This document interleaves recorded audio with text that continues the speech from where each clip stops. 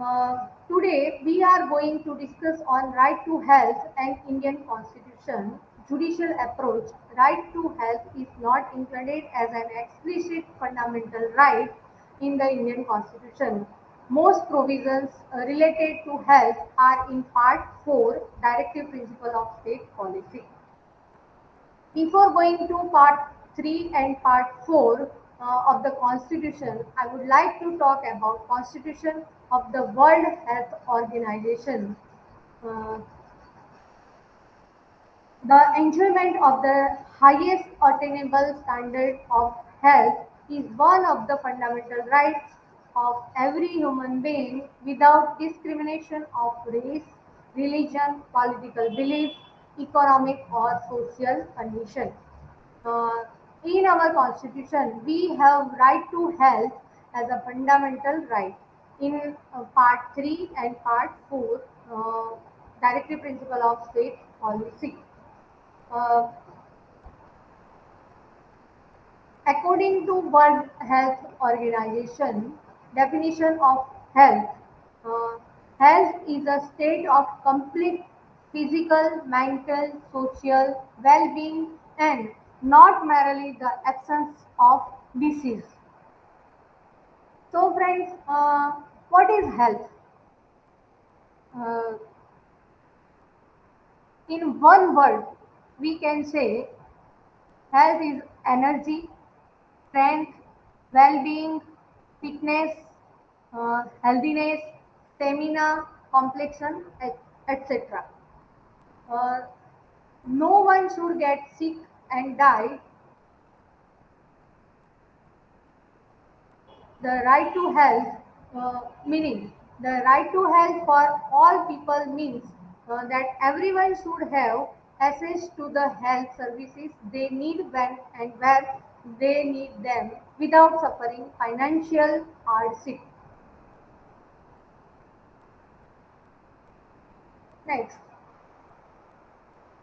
no one should get sick and die just because they are poor or because they cannot access the health service they need. Good health is also clearly determined by other basic human rights, including access to safe drinking water and sanitation, nutrition, foods, adequate housing, education, and safe working conditions.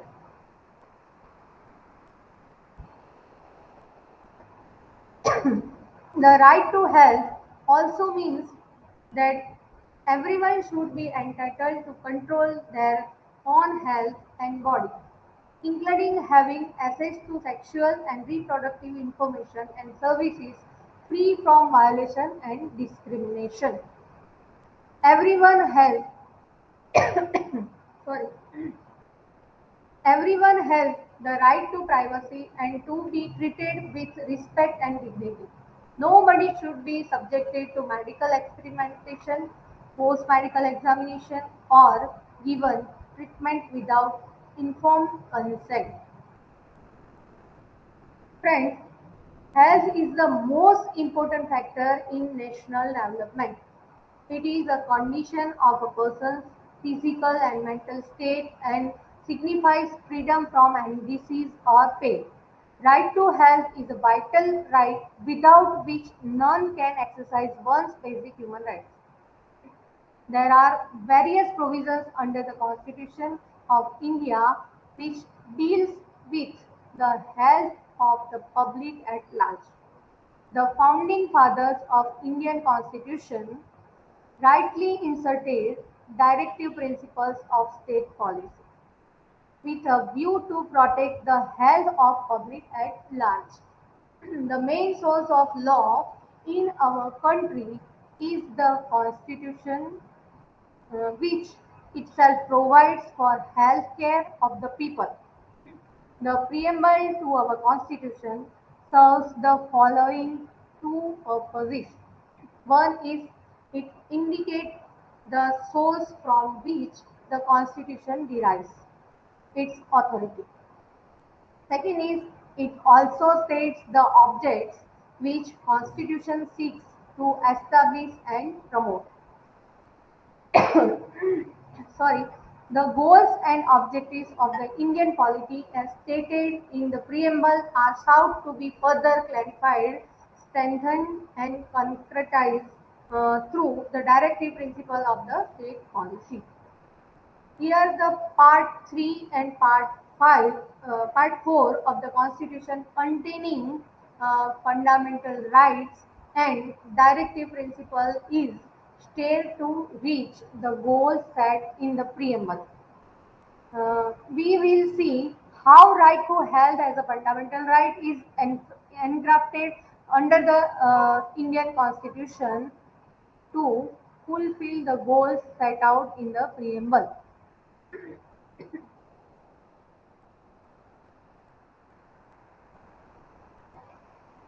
Constitutional provisions with regarding to right to health. Uh, there are part 3 in the part 3 fundamental rights and in part 4 directive principles of state policy. Article 21, Article 23, Article 24. These are the fundamental rights with regarding to right, provisions regarding to health and Article 38, Article 39E and F, Article 42, Article 43, Article 46, and Article 48. These are the directive principle of state policy uh, regarding to right to health. Uh, Article 21. First, I would like to discuss about Article 21. Article 21 states that no person shall be deprived of his life or personal liberty except according to procedure established by law. This article has been interpreted in the widest possible manner so as it includes a variety of fundamental rights, including right to health. Justice Bhagwati has observed in Francis Corali, a well-known case, Francis Corali versus Delhi, is a landmark judgment regarding health. We think that the right to life includes the right to life with dignity, right to life with human dignity, and all that goes along with it, namely the bare necessaries of life, such as adequate nutrition, namely the bare necessaries of life, such as adequate nutrition, clothing, and shelter over the head, and facilities for reading, writing, and expressing oneself in diverse forms, freely moving about and mixing and commingling with fellow human beings. Next slide. In Kantishwar Builders versus Narayan Himlal Totem, uh, in this case, the Supreme Court has observed the right to life under Article 21 would include the right of food, clothing, decent environment, and reasonable accommodation to live in. Suitable accommodation which allows him to grow in all aspects physical, mental, and intellectual. The concept of life has been interpreted in a very expansive manner so as to include a number of rights. Uh, as a result of expansion of the scope of Article 21, the public interest litigation in respect of children in jail being entitled to special protection, health hazards due to pollution and harmful drugs, housing for beggars, immediate medical aid to injured persons, starvation deaths, the right to know, the right to open trial in human conditions in aftercare, whom have found place under it.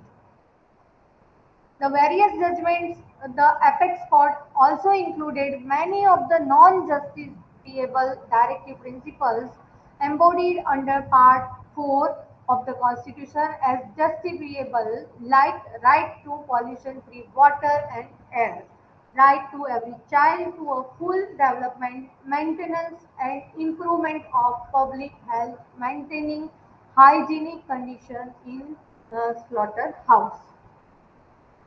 Uh, Article 23. Article 23, subclause 1, prohibits traffic in human beings. It is well known that traffic in women leads to prostitution, which in turn is the major factor in spread of AIDS. Supreme Court has also in several cases interpreted forced labor in an expansive form. Article 23 of our Constitution prohibits traffic in human beings, beggars, and forced labor. The article protects the individual not only against the state but also against the private citizens. The term beggar means compulsory work without any payment. No payment for beggars. Traffic in human beings cannot buying and selling of human beings as if they are cattle. Such practice is now totally abolished by our constitution as it has a direct effect on the health of human beings. Human beings involved in trafficking have a very high risk of communicating sexually transmitted disease. The Immoral Traffic Prevention Act 1956 has been passed to the effect in order to punish brothel keepers and middlemen. Forced labor, as contemplated under this article, is in the nature of either traffic in human beings or beggar. Forced labor is prohibited under the Constitution and several laws have been implemented to the effect like the Minimum Wages Act 1948 where the employer is bound to pay minimum wages. Next, the Contract Labor Regulation and Abolition Act 1970 to abolish certain malpractice in contract labor systems. Again, the Bonded Labor System Abolition Act 1976, which strikes out the system of bonded labor. People's Union for Rights versus Union of India. The first of the case relating to bonded labor is the Asiad case, People's Union for Fight Rights. We call, we all know People's Union for Rights versus Union of India is known as the Asiad case, where the court held that bonded labor is violative of human dignity and is contrary to the basic human values. The court insisted to abolish all forms of forced labor within the inhibition of Article 23 and made no difference whether the person who is forced to give his labor or service to another is remunerated or not.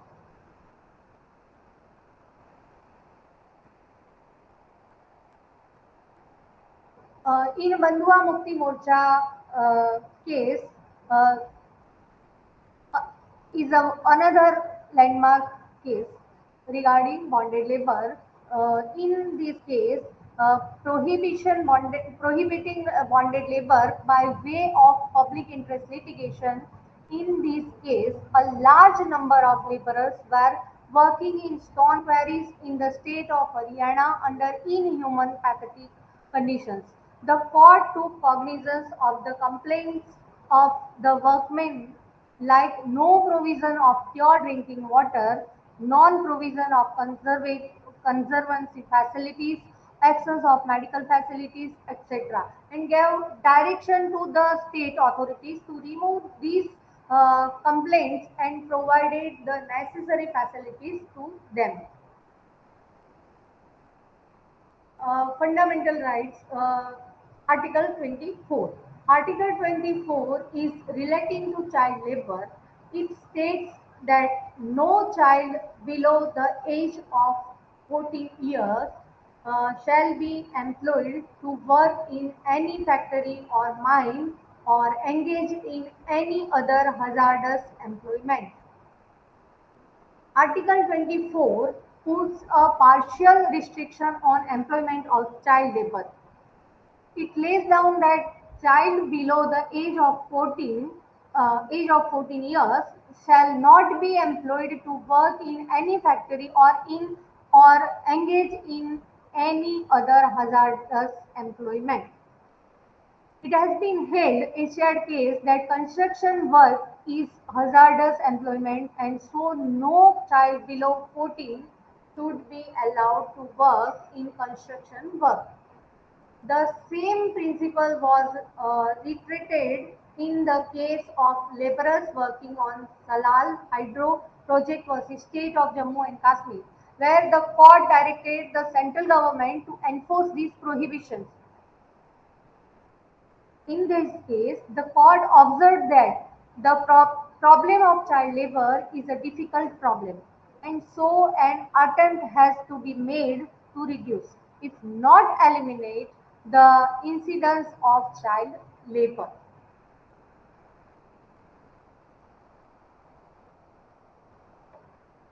Uh, in the case of Bandhua Mukti Morcha versus Union of India, the court dealt with the question employment of children in carpet industry in the state of Uttar Pradesh. After referring to Article 24 and the directive principle, the court observed that the state should provide facilities and opportunities as enjoyed under Article 39E and 39F of the Constitution, and to prevent exploitation of their childhood due to indigence and vagary.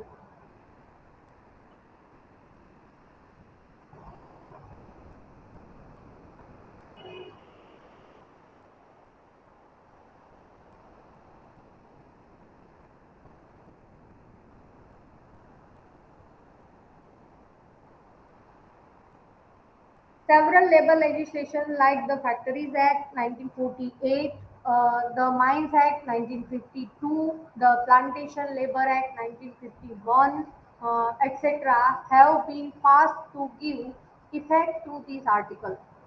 All these legislations prohibit labor of persons below 14 years of age.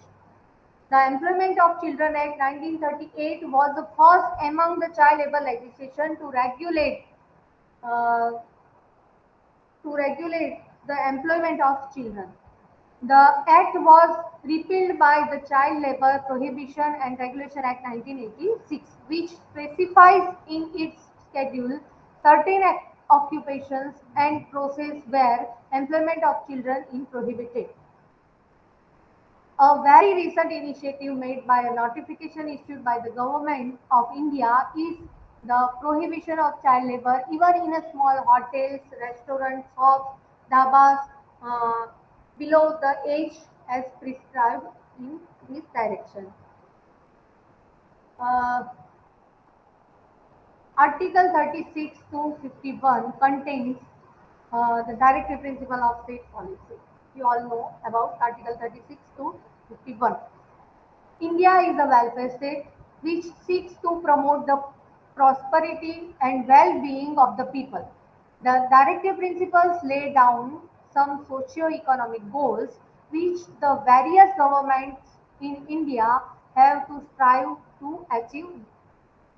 These principles obligate the state to take positive action in certain direction to promote the welfare of the people and achieve economic democracy.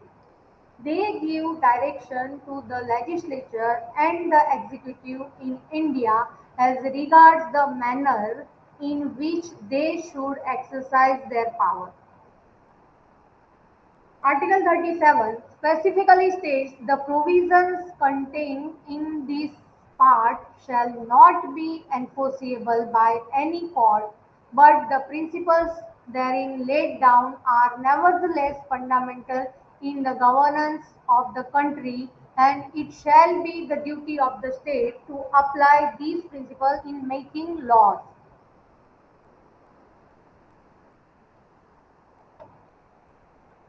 Now we are going on directive principles of state policy. Article 37, we already discussed Article 37. Article 38 impose liability on state that state secure a social order for the promotion of welfare of the people. Article 39E related with workers to protect their health.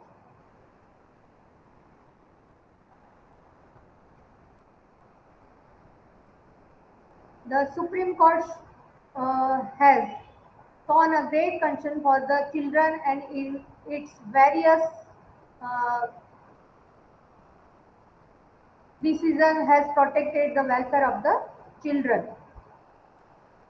In Lakshmikant Pandey versus Union of India, AIR 1984, the court emphasized that the welfare of the entire community depends on the health and welfare of its children. In Vishaljit versus Union of India, AIR 1990, uh, public interest litigation was brought for the child prostitution. The court referred to Article 23, 39E and F and gave several directions urging upon the various governments to take further remedial action in the matter. The Parliament has also enacted the Immoral Traffic Prevention Act 1956, which aims at suppressing the evil of prostitution. The Juvenile Justice Act, Care and Protection Act 2000, which lays down several provisions for the children and conflict with laws and for the child in need of care and protection.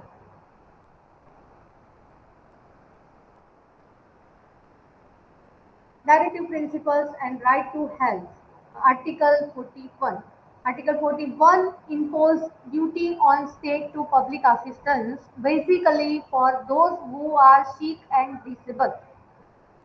Article 42 of primary responsibility of the state to protect the health of infant and mother by maternity benefit. Article 47 spell out the duty of the state to raise the level of nutrition and the standard of living of its people as primary responsibility. Primary responsibility. Uh, we are going on Article 41 in depth. Article 41 requires the state within the limits of its economic capacity and development to make effective provisions for securing the right to work, to education, and to public assistance in cases of unemployment, old age, sickness, and disablement, and in other cases of underserved want, undeserved want. Uh, it has been held in the case of Samir Das Gupta versus State of Bihar that education includes medical education. If medical education is provided to the people, then the health of the country will be obviously good. The main hurdle in this article is words within the limits of its economic capacity, by which the state government often get a course not fulfill these obligations. Article 42 requires the state to make provisions for securing just and human conditions of work and for maternity relief. India has a large number of population working as laborers, and several legislations have been passed in order to give effect to Article 42. The Maternity Benefit Act 1961 is one of them, which give the women workers relief during and after pregnancy. So, friends, we are going on Article 43. Article 43 requires the state to endeavor to secure by suitable legislation our suitable legislation or economic organization or in any other way to all workers, agricultural, industrial, or otherwise work, living wages, conditions of work, ensuring a decent standard of life, and full employment of leisure and social and cultural opportunities. A living wage is a wage which enables the earner to provide for himself and his family not merely the essential of food, clothing and shelter, but a measure of frugal comfort including education for children, protection against ill health, requirements of essential social needs, and a measure of insurance against the more important misfortune, including old age. The Minimum Wages Act 1948 is a legislation put forth to give life to the words of Article 43. A well-known socialist, Mr. M.C. Mehta, filed a number of public interest litigations for the protection of environment and health. M.C. Mehta is a one of well-known advocate.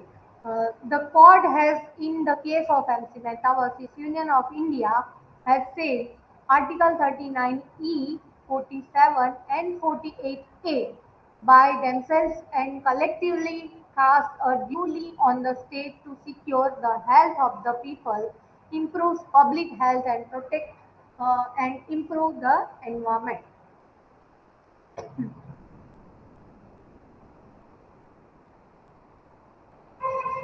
Article 48A obligates the state to endeavor the protect and improve the environment and to safeguard the forests and wildlife of the country. Various environment laws have been passed to the effect like the Environment Protection Act 1986, Air Act 1981, Water Act 1974 and so on. Uh, Reading Articles 21, 38, 42, 43, 46, and 48 together, the Supreme Court has concluded in Consumer Education and Research Center versus Union of India that right to health, medical aid to protect the health and vigor of a worker while in service or post retirement is fundamental right to make the life of workmen meaningful and purposeful with dignity of persons. The Supreme Court in this case dilated the theme of social justice envisioned in the preamble and Article 38. It said social justice is the arc of the Constitution, which ensures a life to be meaningful and livable with human dignity. It is a dynamic device to mitigate the suffering of the poor, weak, Dalits, tribals, and the deprived section of the society and elevate them to the level of equality to life, a life with dignity of person. It further held that health of the worker enables them to enjoy the fruit of his labor, keeping him physically fit and mentally alert for leading a successful life economically, socially, and culturally. Sorry.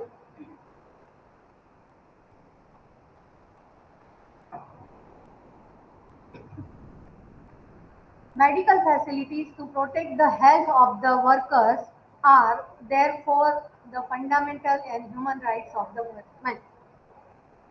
Our parliament, the highest political institution in the country, has always been energetic to meet the needs of the changing society. Due to urbanization and industrialization, the social patterns of the people are rapidly changing. The most important part is that with the changing society, the law needs to be changed, protecting the interest of the disadvantaged groups and the weaker sections. The Indian Parliament has done much to improve the social patterns of citizens by enacting social welfare legislation. These legislations are framed in order to achieve the goals set in our constitution. The different legislations have been made in order to protect different groups of people like women, children, workers, etc. Apart from the goals laid down in our constitution, it also provides for a variety of fundamental rights.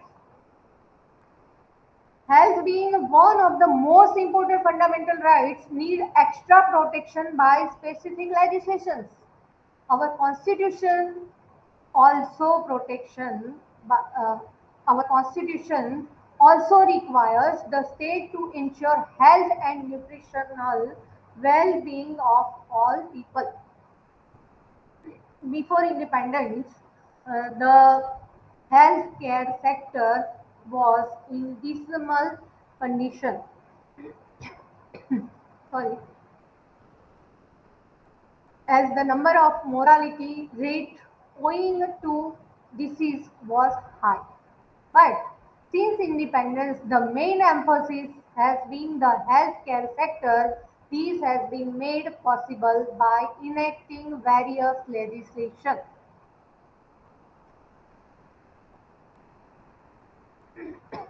There are plethora of laws in India which directly or indirectly deals with different aspects related to human health, like environmental laws, criminal laws, food-related laws, medical laws, women-related laws, children and health laws, occupational laws, consumer protection laws, etc.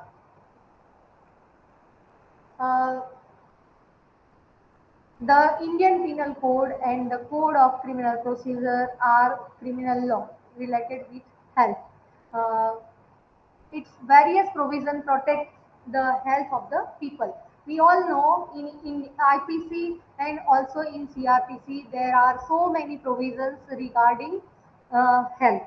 It's a procedural law and also punishment provisions are there. But here we are not discussed in depth. Environment protection laws and health.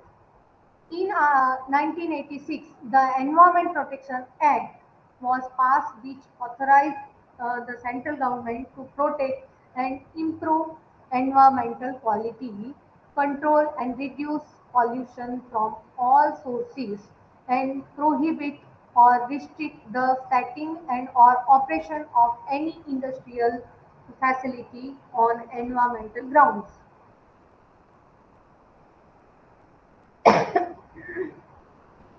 The Environment Protection Act 1986 is the umbrella act of all environmental legislation. It was brought to prominence after the Bhopal gas tragedy as legal redress to people affected by environmental problems. The Environment Protection Act focuses on the population's general treatment of the environment in India.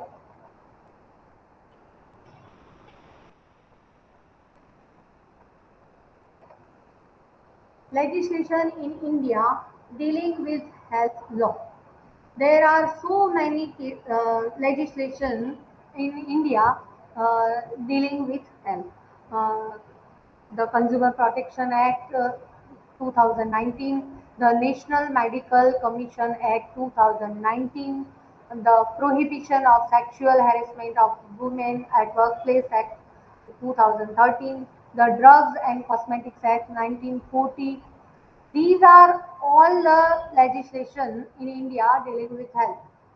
Most of the Transplantation of Human Organ Act 1994, the Epidemic Disease Act 1897. See, the act is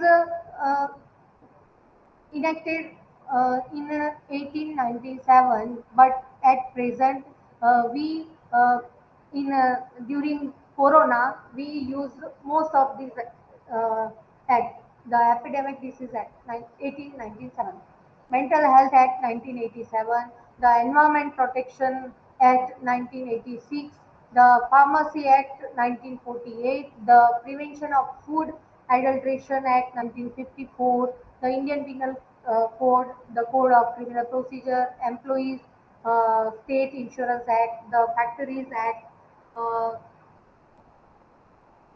Consumer law applicable to health services, the Consumer Protection Act 1986, now it's in 2019. The preamble of the Act states an act to provide for better protection of interests of consumers and for that purpose to make provisions for the establishment of consumer councils and other authorities for the settlements of consumers disputes, settlements of consumers disputes and matters connected therewith. Already there are several legislation for the protection of consumer like the Drugs Control Act 1950, Prevention of Food Adulteration Act 1954, Essential Commodities Act 1955 and so on. But the act mainly focuses for the better protection of consumer and consumer justice. The Act applies to all goods and services in private, public or cooperative sector. The term services are made to include services provided by doctors. This is now very well settled by the Supreme Court in case of Indian Medical Association versus VP Samta. Hence, doctors rendering services are all covered under the Act. Only those services which are provided free of charge are exempted from this Act.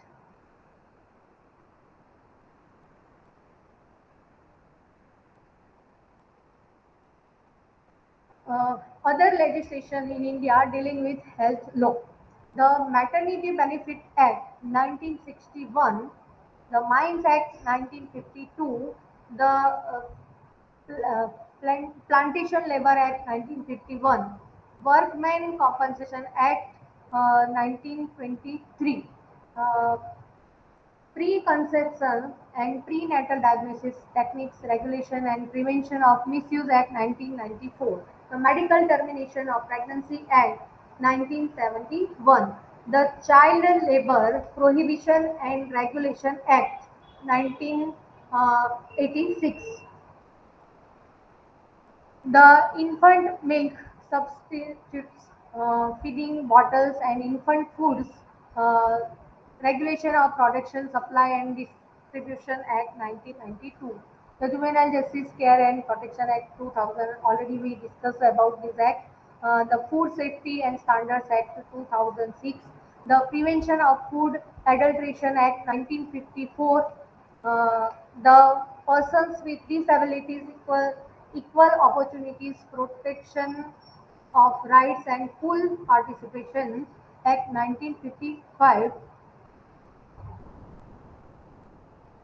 the National Trust for Welfare of Persons with uh, Autism, Cerebral Palsy, mental retardation, and multiple disabilities Act 1999.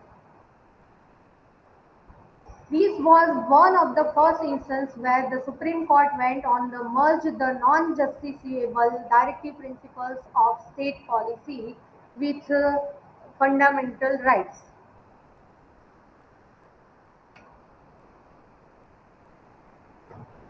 The case adjudicated on the deplorable condition in a mental hospital in Ranchi and was filed in the form of later petition under Article 32 of the Indian Constitution. COVID-19 pandemic and right to health. The COVID-19 pandemic and the health crisis created by it have highlighted the need for legislation that enforces the right to health as justiciable right. Right now, we do have a right to health as an implied right under Article 21 of the Constitution of India.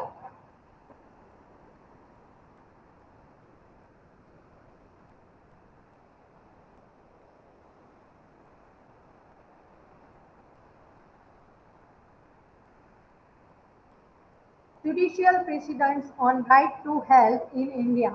The jurisprudence with respect to the right to health can be traced back to 1989.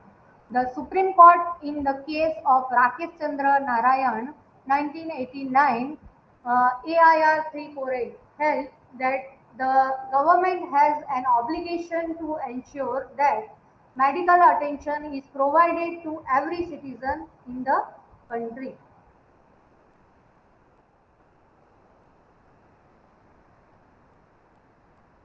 In one another case, the Supreme Court uh, decided Vishaljit versus Union of India in AIR 1919. In this case, a public interest litigation was brought for the child prostitution.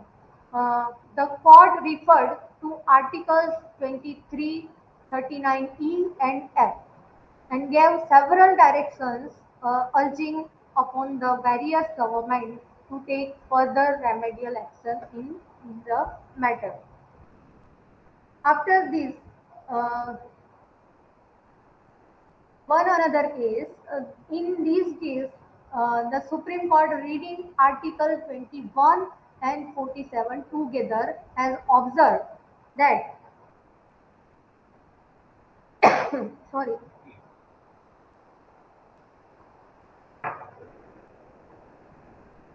uh, the Supreme Court observed that maintenance and improvement of public health have to rank high as these are indispensable to the very physical existence of the community, and on the betterment of these depends the building of the society of which the constitution makers envisage.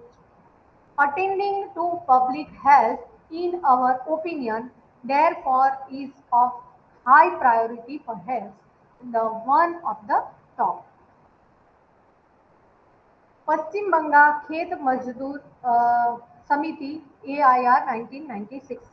In this case, the Supreme Court has observed that it is the constitutional obligation of the state to provide adequate medical services to the people. Whatever is necessary for this purpose has to be done. The court further observed, providing adequate medical facilities for the people is an essential part of the obligations undertaken by the government in a welfare state. The government discharges these obligations by running hospitals and health centers, which provide medical care to the person seeking to avail of those facilities.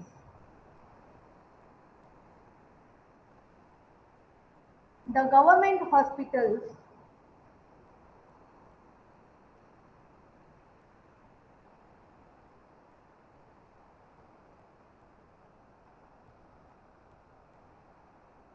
run by the state are duty bound to extend medical assistance for preserving human life. Failure on the part of a government hospital to provide timely medical treatment to a person in need of a such treatment result in violation of his right to life guaranteed under Article 21. The court made certain additional direction in respect of serious medical cases. Adequate facilities are provided at the public health centers where the patient can be given basic treatment and his conditions stabilized. Hospitals at the district and sub-divisional level should be upgraded so that serious cases be treated there. Facilities for given specialized treatment should be increased, and having regard to the growing needs, it must be made available at the district and sub-divisional uh, level hospitals. Proper arrangement of ambulances should be made for transport of patients from the public health center to the state hospitals. Ambulances should be adequately provided with necessary equipment and medical personnel.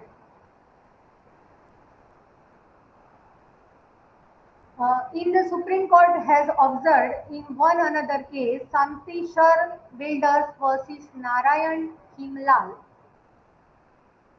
In the Supreme Court has observed the right to life under Article 21 would include the right of food, clothing, decent environment, and reasonable accommodation to live in. Suitable accommodation which allows him to grow in all aspects physical, mental, and intellectual. Hence, the concept of life has been interpreted in a very expensive manner so as to include a number of rights. In further held that health of worker enables them to enjoy the fruit of his labor, keeping him physically fit and mentally alert for leading a successful life economically, socially, and culturally.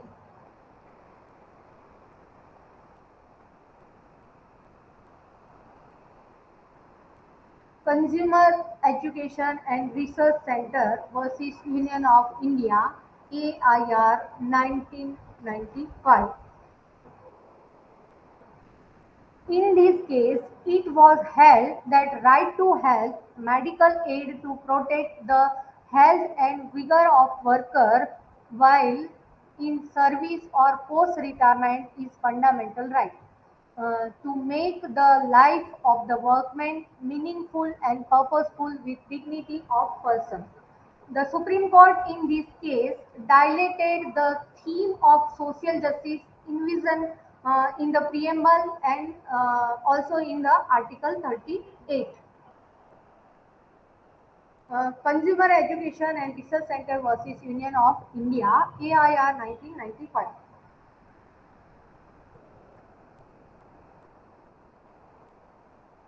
In this case, social justice is the art of the Constitution which ensured life to be meaningful and livable with human dignity. It is a dynamic device to mitigate the suffering of the poor, weak, Dalits, tribals, and the deprived sections of the society and to elevate them to the level of equality to uh, life a life with dignity of a person.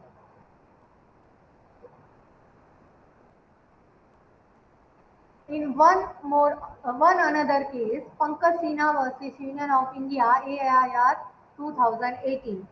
In this particular case, the Supreme Court issued important directions regarding leprosy patients to the Union and states.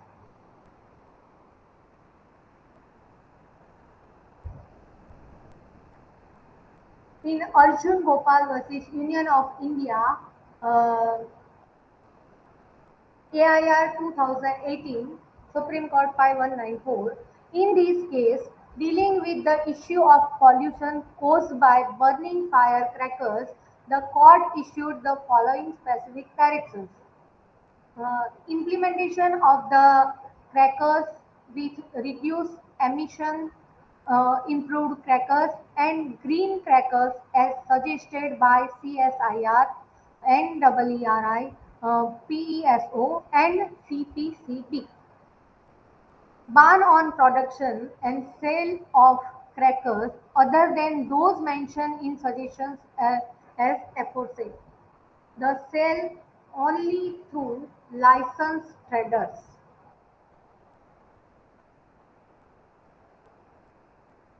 Now we are going on concluding remarks. For achieving the constitutional obligations and also objectives of health care for all, there is a need on the part of the government to mobilize non-governmental organizations and the general public towards their participation for monitoring and implementation of healthcare facilities. Uh, The right to health in India will need to be implemented within the framework of principles of solidarity, uh, proportionality, and transparency that are central to international human rights. It is time now, it is a time India declared the right to health a fundamental right. Strong health laws will help build societal resilience to further pandemic and public health emergency. We have our constitution in part 3 and part 4 as a fundamental rights. In our constitution we have a right to health as a fundamental rights, and uh, in part 3 and part 4. So it's a time to India declare the right to health a fundamental right. Strong health laws will help build societal resilience to future pandemics and public health emergencies. Thank you very much to all of you. Again, I would like to thank you for giving me this opportunity and uh, opportunity to share my view with you all guys. Thank you again, uh, Dr. Professor Dr. Jagdish Joshi and also Professor Dr. Bhavesh Barad. Thank you very much.